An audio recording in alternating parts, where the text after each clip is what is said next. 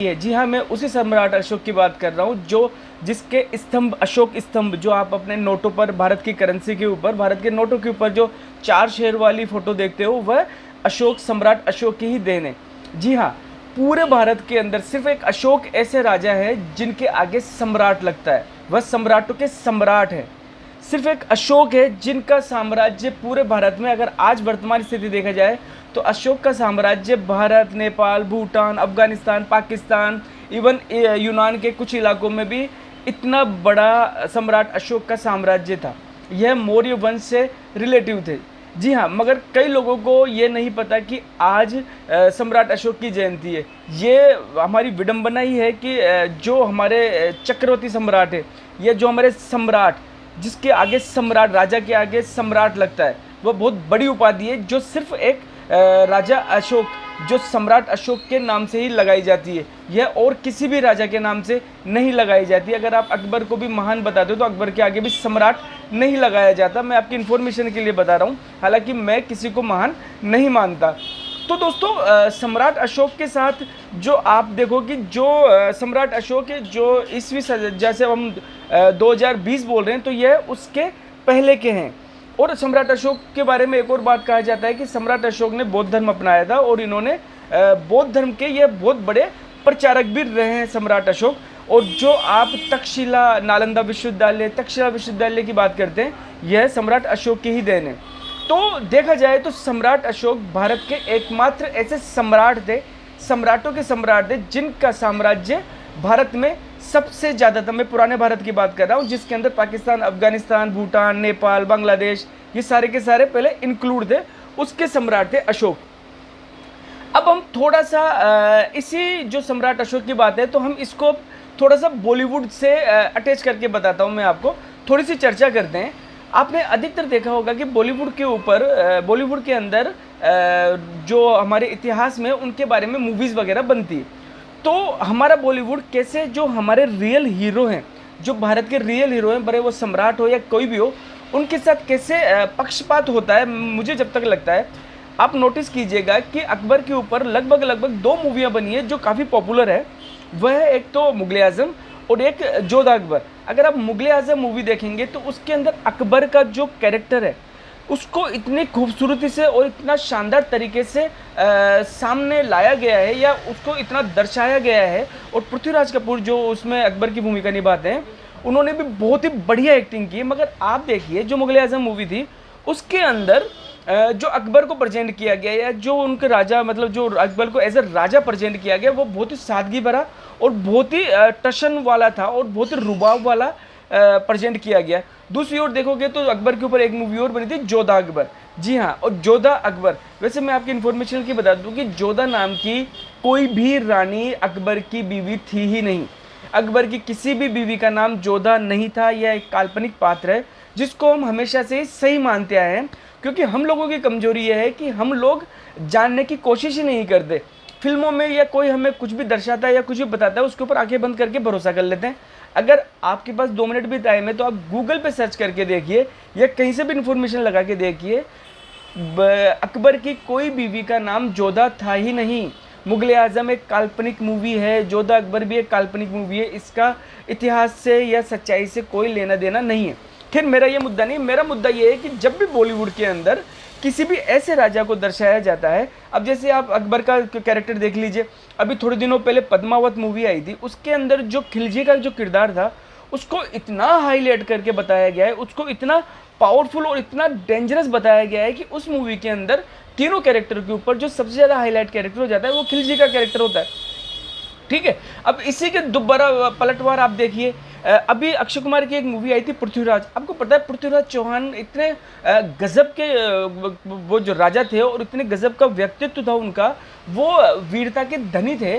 उनको जो मूवी के अंदर बताया गया है वह बिल्कुल ही घटिया मूवी बनाई गई है।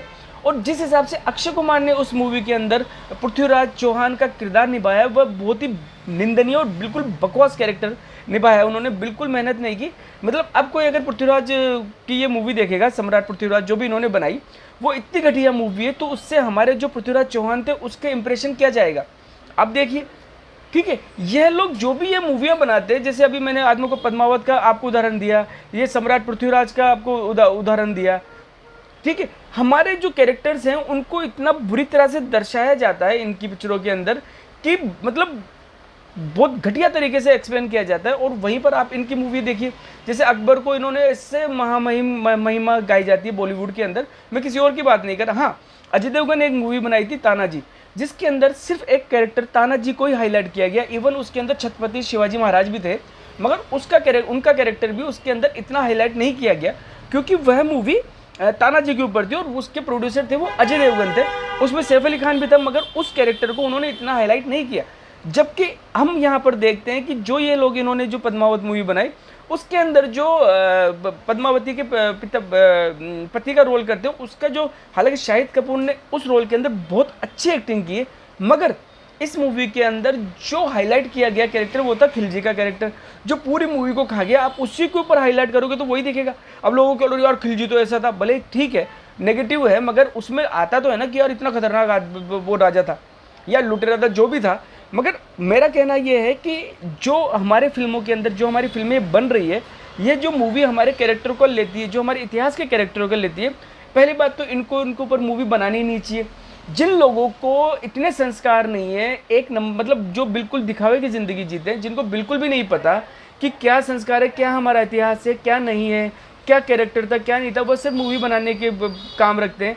जो हमारे जो इतिहास है, हमारे जो रियल हीरो हैं, जो हमारे राजा हैं, हमारे सम्राट हैं, उनकी ये जो मूवी बनाते हैं तो ढंग से तो ये इतिहास का पढ़ते नहीं है, ना इनके ऊपर अध्ययन करते हैं, ना सर्वे करते हैं, बस ये मूवी बना देते हैं। और वो इतनी घटिया मूवी बनाते हैं। तो पहले तो हमारे जितने भी जो कैरेक्टर्स हैं इनके बारे में मूवी बनानी नहीं चाहिए इन लोगों को। अब जैसे आप देखिए, अब रामायण बनाई इन लोगों ने पिक्चर, ठीक है, इतनी वाहियात मूवी है वह, उसके अंदर किस कैरेक्टर को ढंग से हाईलाइट किया गया? ना हनुमान को हाईलाइट किया गया, ना राम जी को हाईलाइट किया गया, ना सीता जी को हाईलाइट किया, किसी कैरेक्टर को हाईलाइट नहीं किया। उसके अंदर रावण को बताया गया, वो भी बिल्कुल वर्स्ट बताया गया। तो वह मूवी सिर्फ मेरे हिसाब से तो बनाई ही हमारे जो कैरेक्टर है उनका मजाक उड़ाने के लिए बनाई गई थी, और जिसका विरोध भी और वो बच्चे फ्लॉप भी हुई, ठीक है। अगर कोई भी बंदा ऐसी मूवी बनाता है बॉलीवुड के अंदर, या हाँ ठीक है, साउथ के अंदर जो मूवियाँ बनती है, साउथ के अंदर एक हनुमान मूवी बनी है, आप देखिए उसके अंदर हनुमान जी की जो गाथा गाई गई है, या हनुमान जी के कैरेक्टर को जिस हिसाब से दिखाया गया है, या जो हीरो के अंदर हनुमान जी का प्रभाव आता है वो इतना बढ़िया तरीके से दिखाया गया है, तो वह तो अप्रिशिएट करने लायक है, या वह तो मतलब सराहना करने लायक है। मगर जो बॉलीवुड के अंदर जो हमारे दिखाया जाता है वह अधिकतर ऐसे टॉपिक के लेके उसको मजाक बनाया जाता है, ठीक है। ढंग से हमारे जो चित्रण है उनका ढंग से चरित्र चित्रण नहीं किया जाता हमारे राजाओं का, या भगवान के ऊपर भी कोई फिल्म बनाई जाती है तो वो उसका एक तरह से मजाक ही बनाया जाए। आपने ओ माई गॉड में देखा, ठीक है, और आपने अभी एक सेकंड ओ माई गॉड 2 आई, उसमें भी देखा। अगर ओ माई गॉड की बात करते हैं आप, अक्षय कुमार की मूवी की बात है, तो उसके अंदर बहुत सारे जो बहुत महान लोग हैं जो सिनेमा को बिल्कुल सच मानते हैं, वो लोग ये ओ माई गॉड में क्या दिखाया गया, उसमें बताया गया कि साहब दूध अगर आप शिवलिंग के ऊपर चढ़ाते हैं तो वो सारा का सारा दूध वेस्ट हो जाता है। अब आपको किसने कहा कि वो सारा का सारा दूध वेस्ट हो जाता है? छोटे लेवल पर जब चढ़ाया जाता है तो मैं कहीं मानता हूँ कि ये दूध वेस्ट हो जाता है, मगर कई बार आप अगर बड़े मंदिरों में जाओगे तो वहाँ पर क्या होता है, वह शिवलिंग के पास में वह एक जगह होती है जहाँ पर वो दूध इकट्ठा होता है, तो वह दूध वापस किसी जग में या किसी भगोने में डाल के वो मंदिर के बाहर रख दिया जाता है, और जो ज़रूरतमंद होते हैं वहाँ से वो ले जाते हैं। और दूसरी बात ये मैं कह रहा हूँ कि जो आदमी शिवलिंग के ऊपर दूध चढ़ाएगा, आपको ये क्या लगता है कि वह दान धर्म नहीं करता? वह दान धर्म भी करता होगा। जब वह शिवलिंग के ऊपर दूध चढ़ा रहा है या शिवलिंग के ऊपर कुछ दान दक्षिणा कर रहा है या जो भी कर रहा है, तो आपको क्या लगता है वह पर्सनली कोई दान दक्षिणा या दान धर्म नहीं करता होगा? बिल्कुल करता होगा, मगर आपको क्या दिखा के करेगा? और अगर कोई शिवलिंग के ऊपर दूध चढ़ाए तो वह उसकी पर्सनल मर्जी है। आप कौन होते हो उसकी श्रद्धा के साथ कहने वाले, या उसके जो भावना है, उसकी जो मतलब जो भगवान के प्रति उसकी आस्था है, उसके खिलाफ बात करने वाले? आपकी क्या औकात है कि जो आप बोलोगे ये चीज़ें? नहीं, आदमी को सिर्फ अपनी श्रद्धा और अपनी आस्था से मतलब रखना चाहिए। दूसरों की भावना और दूसरी श्रद्धा के बारे में किसी के साथ नहीं करना चाहिए। जो ये बिल्कुल मुंह उठाए कह देते हैं ना, ये भगवान के बारे में कुछ भी कह देते हैं ये लोग। जैसे राहुल गांधी ने अभी थोड़े दिनों पहले कहा था कि तुम लोग जय माता की जो जय श्री राम कहते रहो, वंदे मातरम करते रहो और भूखे मरते रहो। इनको किसी को हक नहीं है हमारी आस्था, हमारे धर्म, हमारे समाज, हमारे संप्रदाय के बारे में किसी को कुछ कहने की। और किसी बॉलीवुड को भी ये हक नहीं है कि किसी भी बेवकूफ़ उठ के आ जाता है और वह हमारे भगवानों के कैरेक्टर के ऊपर या हमारे जो राजा थे उन कैरेक्टरों के ऊपर कोई मूवी बना देता है। बात अशोक की बात हुई थी तो मैं आपको बताता हूँ, शाहरुख खान की मूवी आई थी एक अशोका करके, वो इतनी वाहियात मूवी थी और उसमें अशोक का जो चित्रण किया गया है वह बहुत ही घटिया तरीके से किया गया है। वो एक मतलब गवैया नहीं होता, नचनिया नहीं होता, उसके अंदर वो करीना कपूर के साथ गाने गा रहा है और वो नदियों के उधर कर रहा है, फलाना कर रहा है। आप सोचिए सम्राट अशोक, जो सम्राटों के सम्राट थे, उनका चित्रण इतना बड़ा है और उनको इतने घटिया तरीके से उन्होंने चित्रण किया है। किसी और कैरेक्टर का भी करके देखिए।